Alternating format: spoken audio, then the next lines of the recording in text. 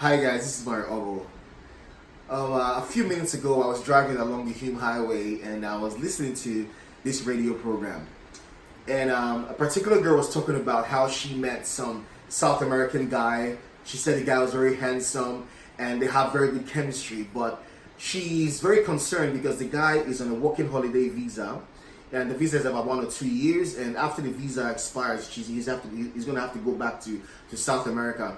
But she's now concerned if it's the papers that he's after, or if it's true love. And the host of the program said people should call in and then give their opinion.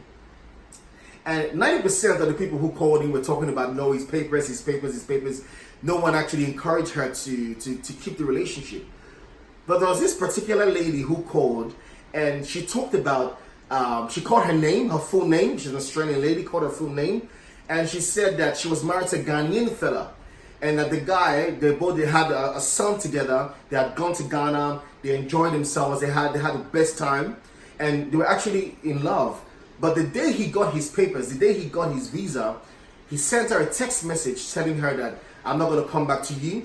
You can keep the child. I'll pay you child support. Now, this is what this lady said on national radio. Now, if it's the same lady, according to her name, and if it's the guy from Ghana, if it's the person I'm talking about, then I'm compelled to do this video.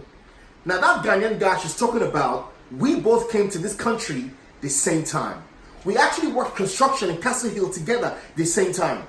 There were many days the guy would come to work angry, come to work bitter, telling us how she goes to the club every weekend. She goes in after he works for long hours. The lady will not even cook for him.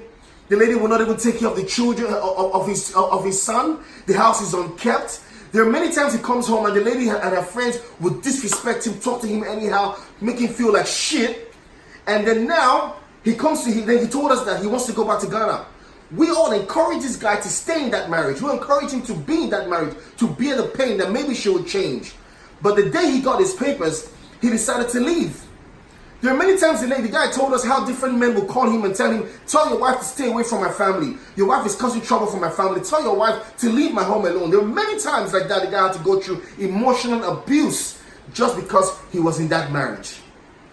So listen, I'm not making the stories up for men. I know that there are many men who are stupid. There are many men who are wicked. There are men who will go after you, pretend that they love you, use you, exploit you, get the papers and go. There are many men like that.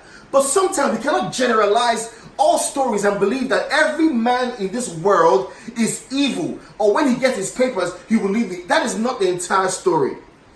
To say the truth. Now listen, if you're married today and you're treating your husband bad today, you're making him feel like shit today just because you lodged papers for him.